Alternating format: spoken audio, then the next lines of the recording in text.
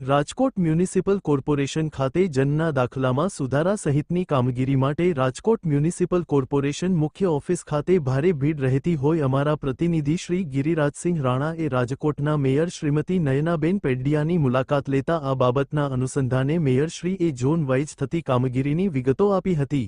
અહેવાલ ગિરિરાજસિંહ।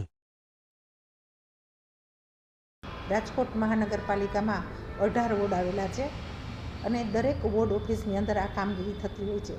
ઝોન પ્રમાણે 3 ઝોન રાજકોટ મહાનગરપાલિકામાં છે, પણ ત્રણેય ઝોનની અંદર પબ્લિકને કદાચ એવા જ મેસેજ છે કે આ ઝોનમાં કામ નથી થતું, એટલે એ સેન્ટ્રલ બસ સ્ટેન્ડની પાછળ જે આપણું કોર્પોરેશન ભવન છે ત્યાં લોકો આવતા હોય છે અને તેમાં પણ હમણાં ટૂંક સમયની અંદર આરટી પ્રક્રિયામાં એક જ દીકરી હોય એટલે કે 1 ચાઇલ્ડ હોય એના માટેની પણ પ્રક્રિયા સેન્ટરની અંદર થતી હોય છે, એટલે એના માટે પણ ઘસારો છે। પણ પબ્લિકમાં આ મેસેજ એટલા માટે છે કે આ કામ મેઇન ભવનની અંદર થાય છે, પણ તેવું નથી।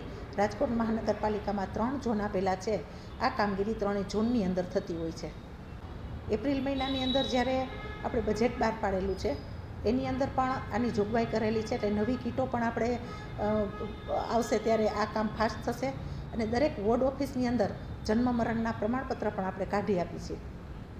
ચોક્કસપણે પબ્લિક હેરાન ન થાય એના માટેના અગાઉથી પણ આપણે આયોજન કરેલું છે કે દરેક વોર્ડની અંદર દરેક વોર્ડ ઓફિસમાં આ કામ સેન્ટ્રલ કોર્પોરેશનની અંદર ઘસારો ઓછો થાય ને પબ્લિક હેરાન ન થાય તેના માટે થઈને ઝોન ઓફિસમાં પણ આ રાખેલા છે અને દરેક વોર્ડ ઓફિસની પણ અંદર રાખેલા છે।